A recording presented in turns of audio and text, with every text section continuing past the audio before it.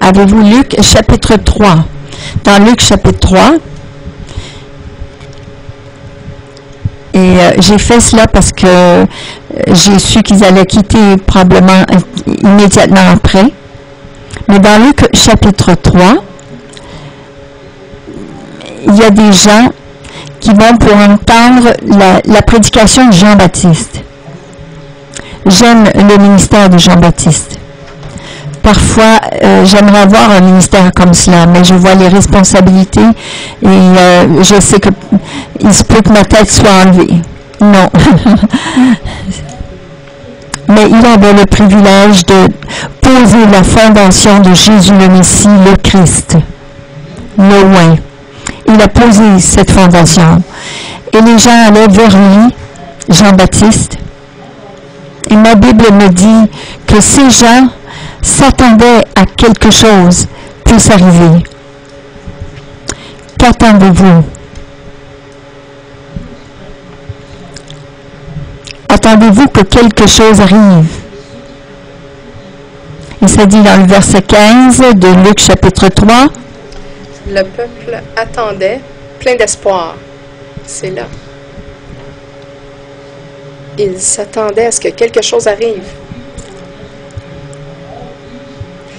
Le peuple attendait, plein d'espoir. Chacun pensait que Jean était peut-être le Messie. Jean leur dit alors à tous, « Moi, je vous baptise avec de l'eau, mais celui qui vient est plus puissant que moi. Je ne suis pas même digne de délier la courroie de ses sandales. Il vous baptisera avec le Saint-Esprit et avec du feu. » Il tient en sa main la pelle à vanner pour séparer le grain de la paille. Il amassera le grain dans son grenier, mais il brûlera la paille dans un feu qui ne s'éteint jamais. Le verset 17 que je viens de lire parle de l'expérience du baptême du feu dans le cœur du peuple de Dieu qui brûle tout ce qui n'est pas de Dieu pour que nous puissions marcher dans la pureté. Je crois qu'il y a un temps dans notre vie où Dieu désire toucher, purifier, parce qu'il veut ces vases, que nous soyons des vases d'honneur. Je suis un vase et je désire être un vase d'honneur. Dans le verset 16, c'est la promesse que Jean a donnée. C'est la promesse que Dieu a donnée dans l'Ancien Testament à travers Joël et d'autres prophètes, et qu'il dit, « Moi, je vous baptise avec de l'eau, mais celui qui vient est plus puissant que moi. Je ne suis pas même digne de délier la courroie de ses sandales. Il vous baptisera avec le Saint-Esprit et avec du feu. » L'Esprit Saint va faire un travail, c'est allumer un feu et purifier. C'est fait partie de son opération. Il va nous baptiser avec l'Esprit Saint. Vous savez ce que c'est aujourd'hui? C'est la journée de la Pentecôte. Je n'ai pas été une personne d'habitude qui suit le calendrier. Mais cette semaine, l'Esprit de Dieu m'apportait la journée de Pentecôte. Et je suis émerveillée de voir, surpris de voir combien d'églises Pentecôte qu'il y a ici, même au Québec, aux États-Unis, au monde entier, qui sont pentecôtistes, mais en nom seulement. Mais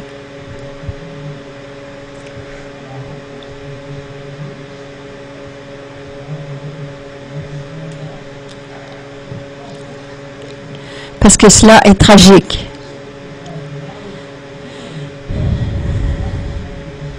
J'ai été bénie d'entendre Pasteur Sandy dire, en commençant le service, avec la louange aussi, ces chants d'adoration, d'intimité.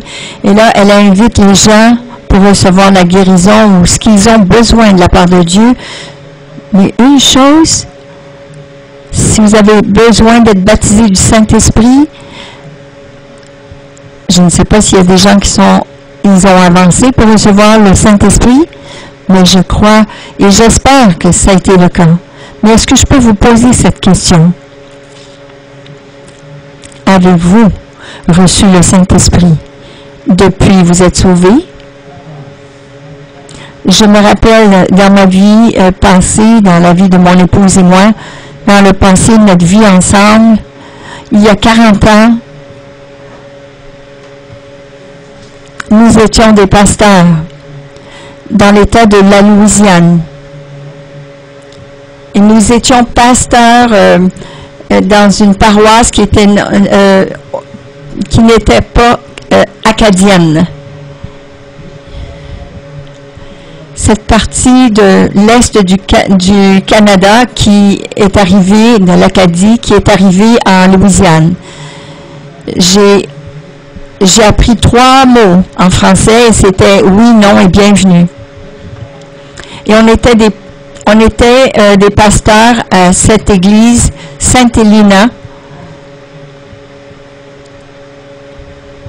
Personne parlait le français dans notre entourage. Mais nous étions dans une situation de test, là où on est éprouvé. J'aimerais donc qu'il n'y ait pas d'épreuve. Quand j'étais à l'école, j'aimais l'école, mais je n'aimais pas les tests, les examens. L'examen à la fin, je détestais. Mais j'étais bon. Je n'aimais pas les examens. J'aimais apprendre, mais lorsqu'ils arrivaient les examens, je n'aimais pas ça. Mais il y a aussi des examens spirituels. Nous étions dans l'église baptiste à ce moment-là. Première église baptiste de Greensburg, Louisiane. Les stops étaient sur 3 directions, pas sur 4 directions. Il n'y avait pas aucune lumière de trafic, de circulation. On a une bonne église, mais après qu'on était là quelques mois, on a eu une grande moisson d'âmes, des gens qui n'avaient jamais été rejoints. Et puis là, finalement, on a plafonné. Et je prêchais et je pouvais voir la politique de chaque côté de l'église. Oui, ils adoraient Dieu ensemble, mais ils étaient des ennemis. Et là, j'ai dit, Seigneur, il doit y avoir plus que cela. Et c'est là que Sherry et moi, on a commencé à étudier le livre des Actes. Oui, je suis un étudiant de la parole. J'avais lu le livre des Actes. J'avais lu toute la parole, toute la Bible, à plusieurs reprises même. Et j'en étais fière de cela. Mais là, Dieu nous disait de retourner au livre des Actes.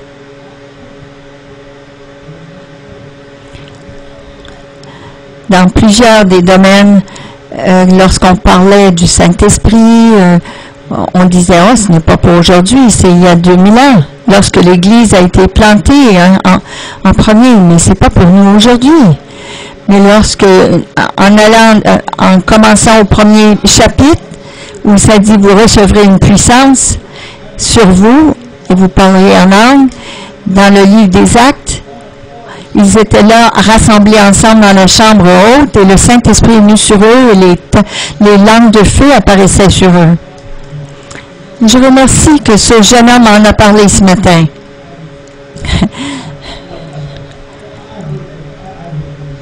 Mais j'ai bien compris ce qu'il a dit, même s'il l'a dit d'une façon différente. Mais c'était une chambre, mais j'ai bien aimé cela.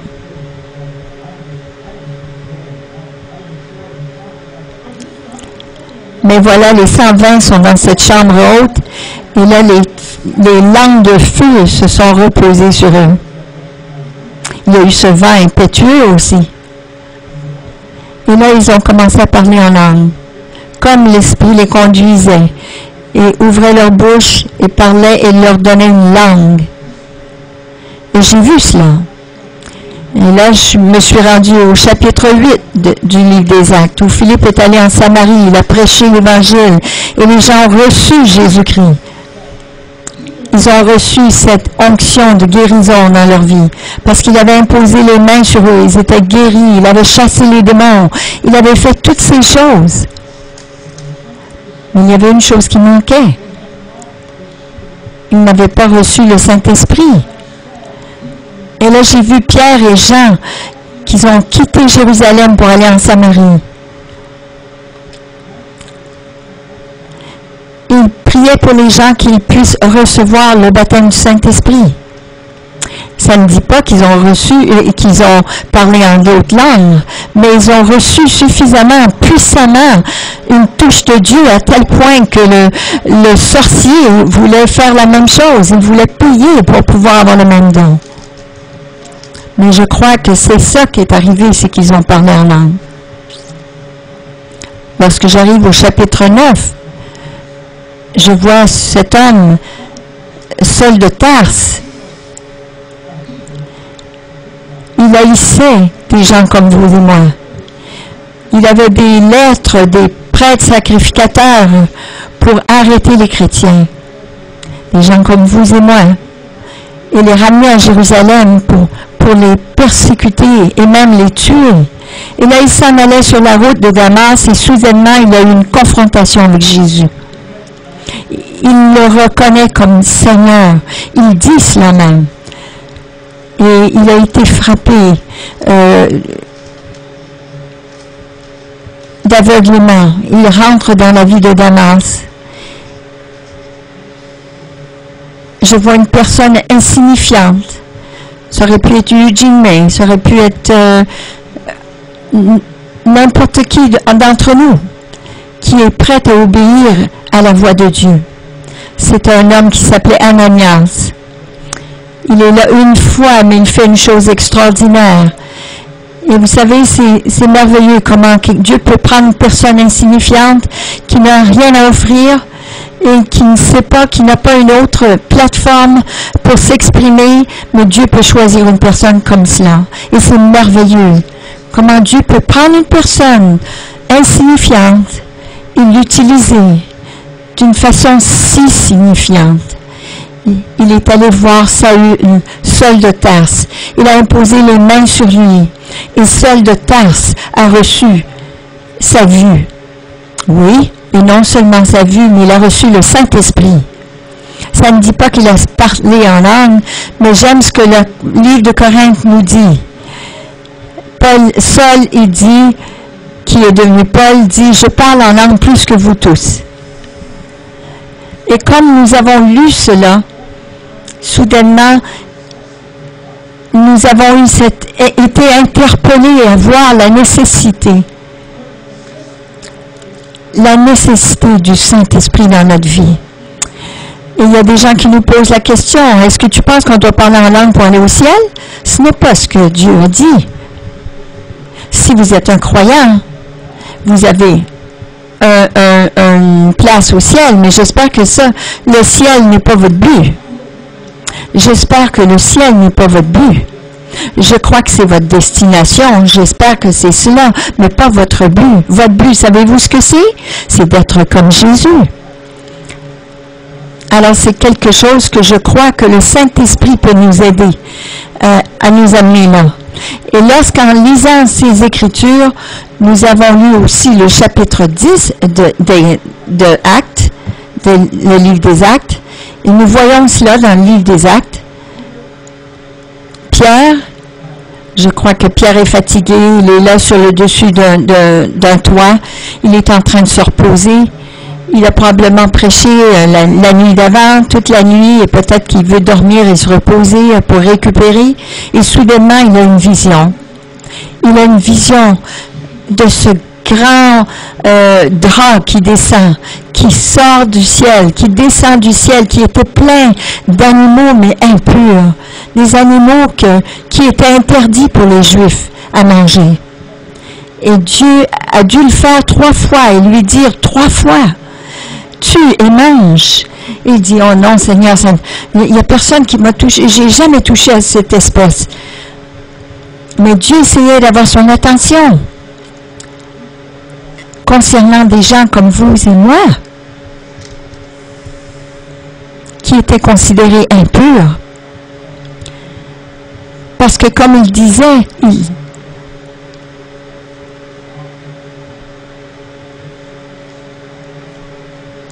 y a des gens qui ont été envoyés de Cornélius, qui est un gentil. Ils sont considérés impurs. Ça se peut qu'il y a des gens ici qui sont juifs, qui ont cela dans leurs veines, le sang juif. Je remercie Dieu que vous avez reçu Jésus comme Messie, que vous avez reçu votre Messie. Mais la plupart d'entre nous, qui sont ici, qui sommes-nous? Nous sommes impurs. Nous étions impurs, nous étions des gentils. Alors il a dit oui. Cornélius a dit oui, ce que tu me dis, je vais faire. Et Pierre aussi dit à Dieu, ce que tu me demandes, je vais faire. Alors là, Cornélius, qui a envoyé ces gens, viennent à la porte de Pierre. Et là, il demande qu'ils viennent à la maison de Cornélius. Et comme ils prêchent la parole de Dieu, je sais qu'ils ont ouvert leur cœur pour recevoir Jésus, mais quelque chose d'autre est arrivé. Pendant qu'ils prêchaient, soudainement, le Saint-Esprit est venu sur eux. Ils ont tous reçu. Et ils ont commencé à parler en langue. Là, soudainement, sur place, j'ai dit quelque chose hier, en passant, un des enseignements d'hier matin, et je n'ai pas dit grand-chose, mais le rapport est retourné tout de suite à Jérusalem. En ce qui concernait ce qui est arrivé à la maison de Cornélius. Je ne sais pas comment c'est arrivé. Je ne sais pas si c'était un de ces chrétiens juifs qui avait quelque chose à faire à Jérusalem. Non, je suis en train de blaguer, mais il y en a un qui est retourné. Parce qu'avant même que Pierre ait retourné à Jérusalem, ils ont tous reçu parole qu'il était allé à une maison des gentils. C'est pas parce qu'il avait prêché l'Évangile qu'il a été dans le trône, mais c'est parce qu'il avait été vers les gens qui n'étaient pas juifs. Lisez les Écritures. Je ne prendrai pas le temps de lire tout au complet. Mais je vais vous dire ceci. Et c'est ce que j'ai dit hier.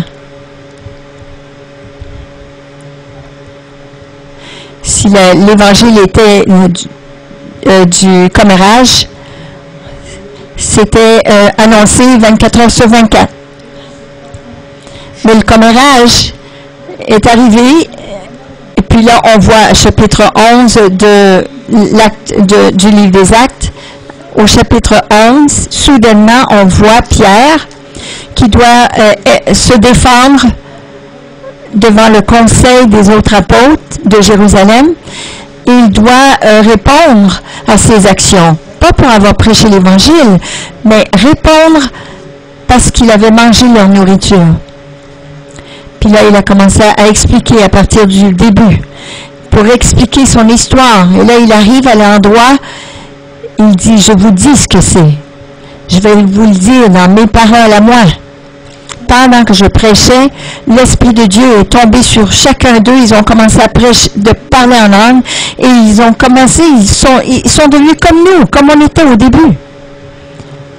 Et voilà, c'était parler en langue. Ils ont eu le même signe que nous avons reçu, la même expérience que nous avons eue au début. Et qui j'étais, moi, pour combattre Dieu? En d'autres mots, si vous avez un problème, allez voir Dieu à cet égard-là.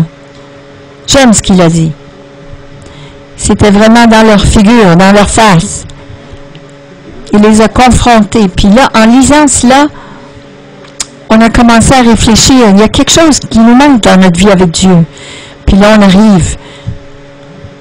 Le 19e chapitre des Actes.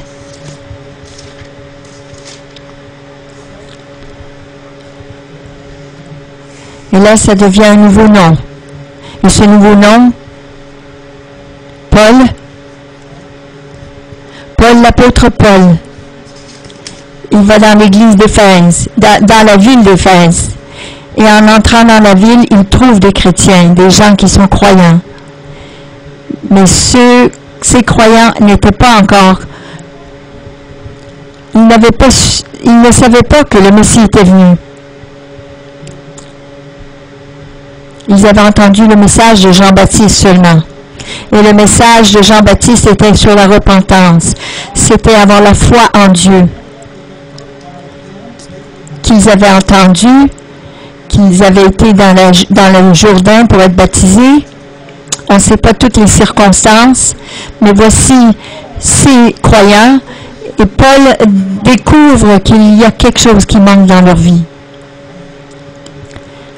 Je suis émerveillée de voir au travers des années, il y a des gens, je suis avec certaines personnes, des fois, et je sais qu'il y a quelque chose qui manque là. Il y a quelque chose qu'ils ont besoin, que je remarque. Et souvent, cette clé, c'est le Saint-Esprit qui leur manque. Laissez-moi vous poser cette question. L'apôtre Paul leur a posé cette question. Et voici la question qu'il leur a posée. Avez-vous reçu le Saint-Esprit depuis que vous avez cru? Une autre traduction dit ceci. Avez-vous reçu le Saint-Esprit lorsque vous avez cru? Je crois qu'ils sont pas mal exacts. Parce que parfois d'entre nous, plusieurs d'entre nous, nous avons reçu cette expérience avec Dieu. Ça se peut que ça soit arrivé à la maison de Cornelius, qu'ils ont reçu le Saint-Esprit. Et ils ont cru. Mais plusieurs d'entre nous qui sont nés nouveaux, comme moi et mon épouse, moi j'ai été né nouveau le 8 mai 1949. Lorsque j'ai demandé à Jésus dans ma vie, de venir dans ma vie comme Seigneur et Sauveur, et j'ai été sauvé depuis, mais je n'étais pas rempli du Saint-Esprit.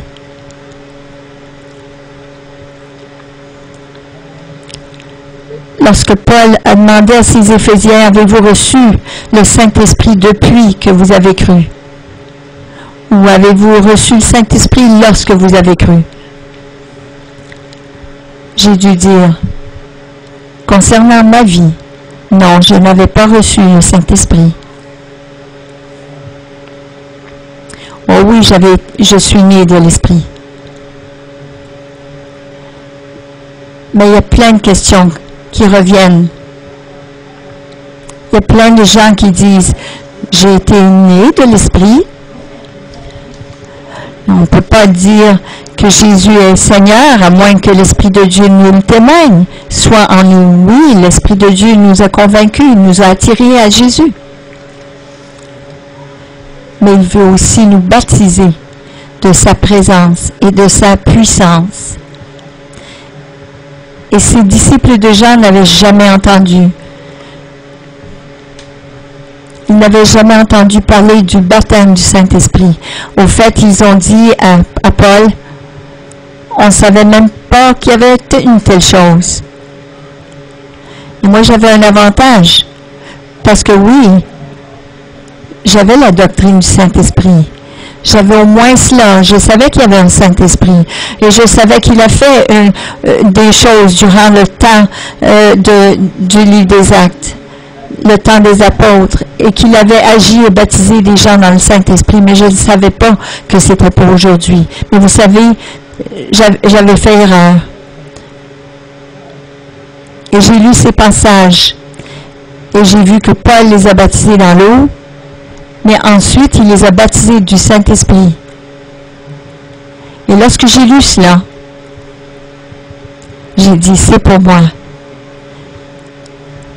Voilà cet ingrédient manquant, l'élément que Dieu veut que j'aille dans ma vie, que je n'ai pas reçu.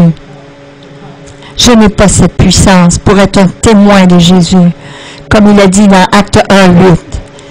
Je n'ai pas cette expérience dans ma vie.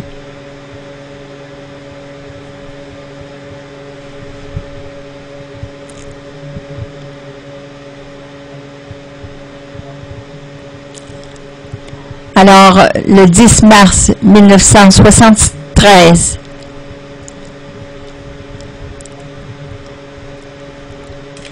mon épouse et moi, ensemble, nous sommes rentrés dans la paroisse de notre église. Nous sommes rentrés dans le foyer du pasteur. Nous étions en train de planifier un barbecue. Et nous savions qu'ils avaient reçu le baptême du Saint-Esprit. La première question, c'était: pouvez-vous imposer les mains sur nous afin qu'on reçoive le Saint-Esprit? Alors, le 10 mars 1973, nous avons reçu le baptême du Saint-Esprit. Et comme j'étais là à genoux, j'étais agenouillée devant Dieu. Ils m'ont demandé: mais vous n'avez pas besoin de vous agenouiller, c'est pas une formule. Mais moi, j'étais à genoux devant Dieu. Et mon frère a imposé les mains sur ma tête. Ken Hall a imposé les mains sur moi. Et il a prié que je reçoive le Saint-Esprit. Et soudainement, mes mains étaient en l'air.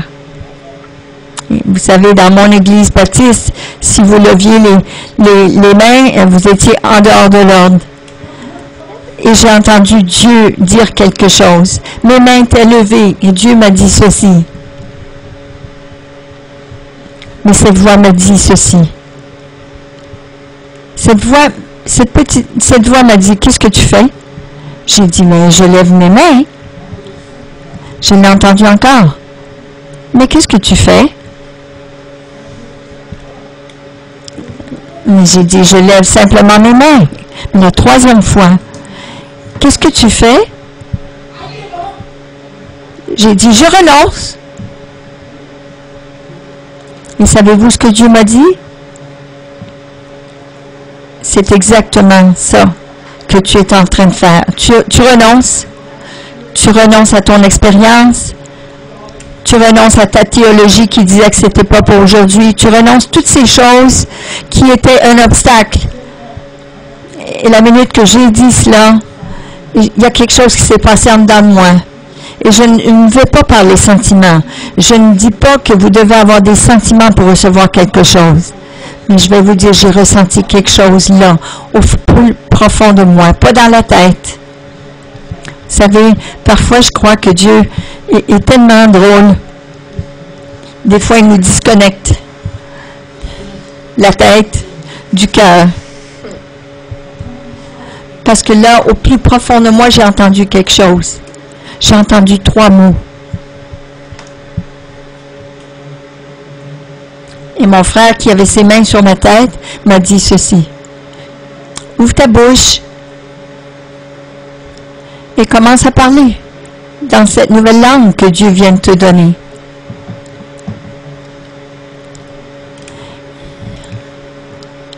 Ne parle pas en anglais, mais juste dis ce qui vient dans ta bouche. Alors j'ai entendu ces 3 mots, j'ai ouvert ma bouche et ces 3 mots sont sortis.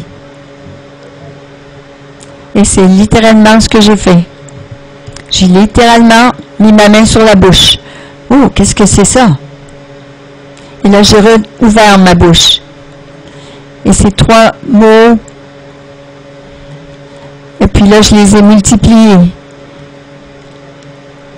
Je n'ai jamais conçu, jamais cru puis imaginé que je parlais en langue. Et mon épouse qui était dans la même pièce, elle a eu une expérience similaire. Elle pourra discuter de son expérience, mais je vous parle de ce qui m'est arrivé. Et soudainement, les choses ont commencé à changer. Et là, je veux vous partager le but de cette expérience.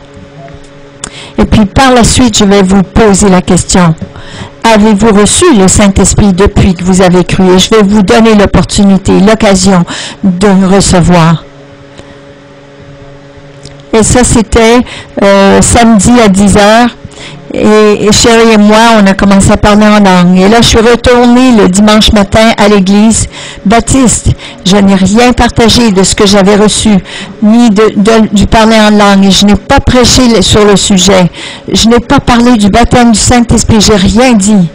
Et lorsque j'ai terminé de prêcher le matin, un des diacres est venu me voir pour me dire, je ne sais pas ce qui t'arrive, mais si vous allez garder cela, il va falloir que vous sortiez de l'église. Et vous savez, c'était pas une menace. C'était pas une menace parce qu'il y a quelques mois plus avant, il avait reçu le baptême du Saint-Esprit. Mais il a su reconnaître qu'il y avait quelque chose de différent, quelque chose avait changé. Il ne pouvait pas mettre le doigt dessus. Mais quelque chose est arrivé. Et c'est comme Paul, lorsqu'il est allé à Éphèse, et qu'il a pu reconnaître dans les Éphésiens qu'il n'avait pas reçu le Saint-Esprit. Il savait qu'il y avait quelque chose là. Lorsque Dieu nous baptise du Saint-Esprit, soudainement, cette parole que je n'ai pas lue beaucoup ce matin, mais ça a pris une nouvelle vie.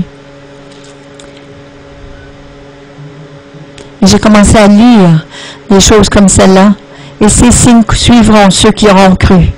En mon nom, ils imposeront les mains aux malades. Ils chasseront les démons. En mon nom, ils parleront de nouvelles langues. Et j'ai commencé à lire ces choses et Dieu a commencé à faire des choses. Mon épouse avait un problème avec son dos. Et je l'ai assise un jour et j'ai mis ses pieds dans mes mains et je lui ai partagé qu'est-ce qui était vrai. On a toutes sortes d'exposés à la télévision des gens qui font ça. Il y a des gens qui disent ce n'est pas Dieu. Mais mon épouse s'est assise dans la chaise, elle avait des problèmes de dos. Il a fallu qu'elle quitte l'université parce qu'elle avait un disque qui était endolori. Et là, j'ai pris ses pieds dans mes mains et elle avait une jambe qui était à plusieurs pouces plus court que l'autre.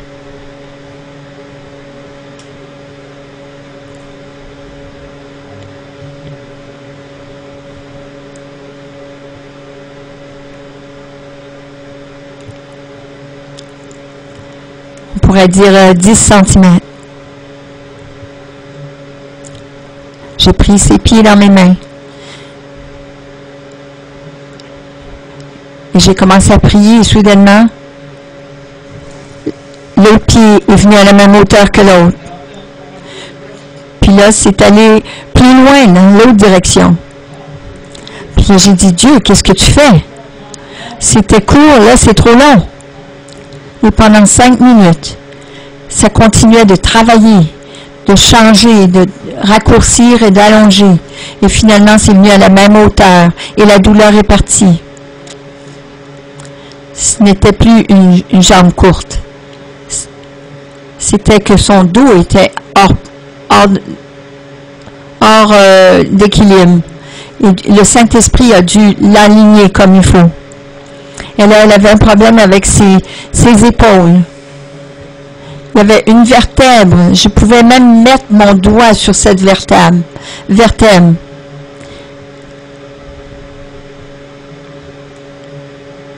y avait toujours une vertèbre qui était endolorie, qui était tendre. Et là, je l'ai mis contre le mur. Je n'avais jamais fait ça auparavant. Mais là, je l'ai placé contre le mur.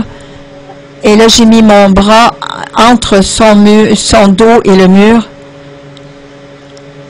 Il y avait tellement d'espace entre son dos et le mur parce qu'elle avait une courbature, le dos courbaturé.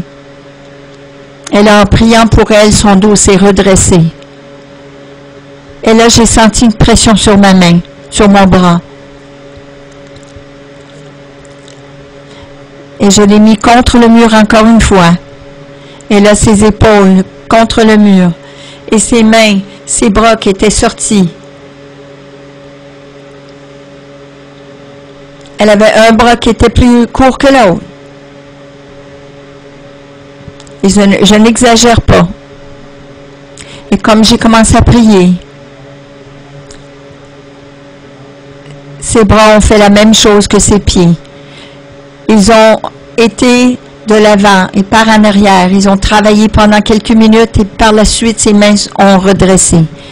Et là, j'ai commencé à toucher son dos, les vertèbres de son dos.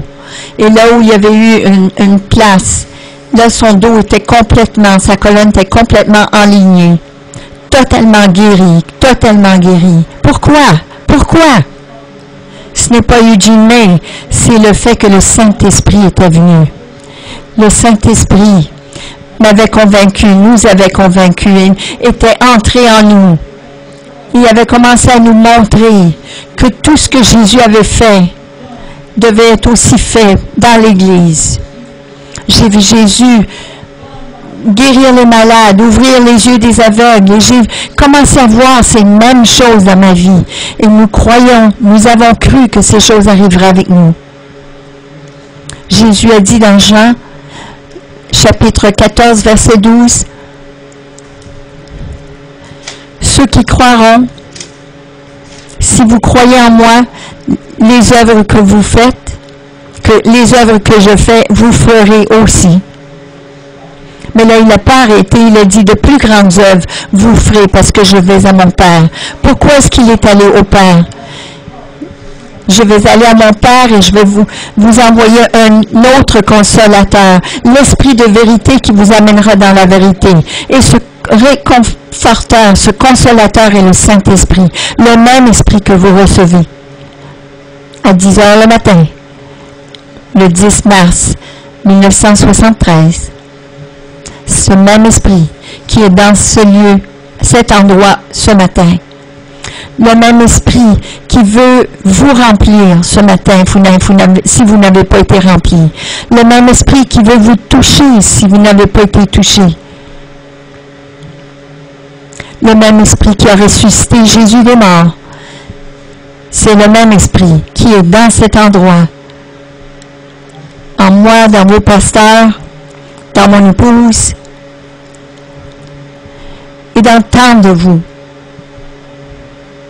Alors j'aimerais vous demander encore une fois, avez-vous reçu le Saint-Esprit depuis que vous avez cru?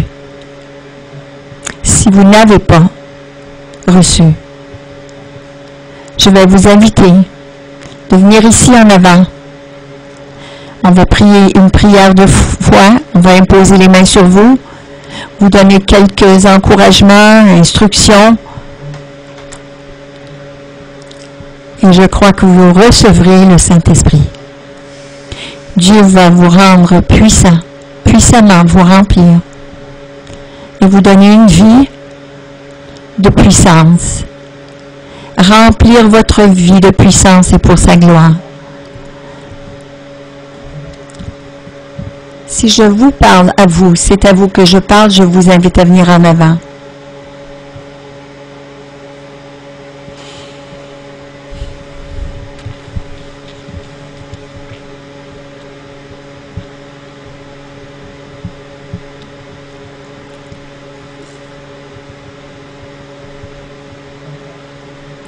Si vous n'avez pas reçu le Saint-Esprit, mais vous aimeriez recevoir aujourd'hui c'est votre jour.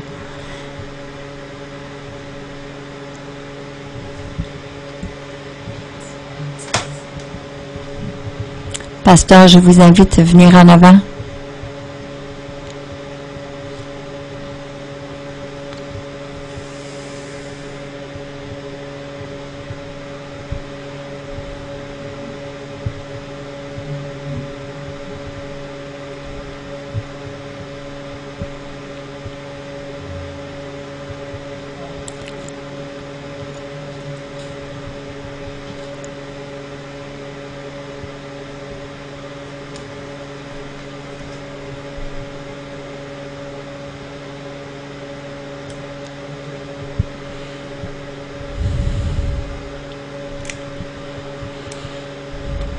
On va attendre encore un instant parce que je sais qu'il y a quelqu'un d'autre.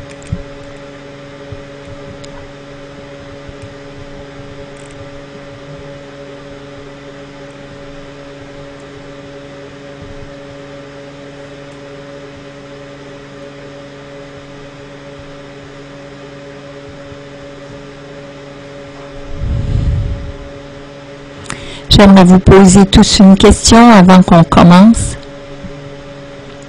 Avez-vous reçu Jésus-Christ comme sauveur? Et la raison pourquoi je vous pose cette question, c'est parce que le baptême du Saint-Esprit est pour les croyants. Vous êtes des croyants. Alors si vous êtes un croyant, ça fait partie de votre héritage. Ça fait partie de ce qui vous appartient. À cause de ce que Jésus-Christ, ce qu'il a fait.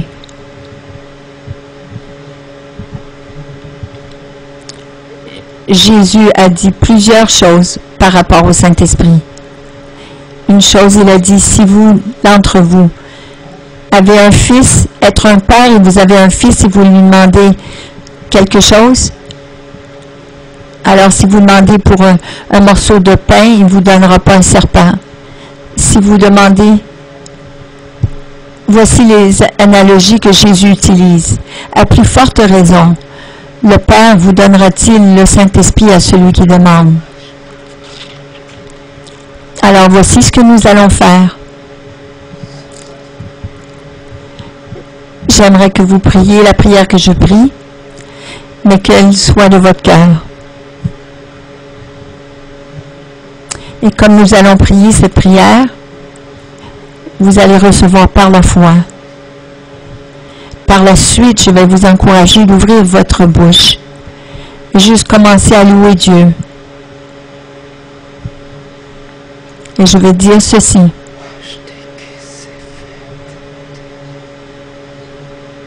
Ce frère, il m'a dit, ne parle pas en anglais, mais laisse Dieu te donner une nouvelle langue. Et ça sera une langue pour la prière, pour bâtir votre foi, pour vous recharger dans le Saint-Esprit, vous encourager. Recevez cela par la foi. Et là, levez votre voix et adorez Dieu. On va dire recevez le Saint-Esprit, mais vous n'avez pas besoin d'attendre que quelqu'un vous impose les mains. Vous avez juste à y aller de l'avant. Levez les mains, louez Dieu. Êtes-vous prête? Alors j'aimerais que vous priez cette prière avec moi. Père, au nom de Jésus, je viens à toi comme ton enfant. Et je te remercie de m'avoir sauvé. Maintenant, je te demande de me baptiser du Saint-Esprit. Et je reçois le Saint-Esprit maintenant. Et je vais lever la voix. Et je vais parler en langue. Parce que l'Esprit me donne cette langue. Alors, si vous êtes sincère avec ce que vous venez de dire, recevez-le par la foi. Et je crois que Dieu l'a déjà fait, ce travail. Nous allons venir imposer les mains sur vous. Nous allons dire, recevez le Saint-Esprit. Et je vais vous encourager de faire ce que moi j'ai fait automatiquement, c'est de lever les mains. Dans le nom de Jésus. Amen. Amen.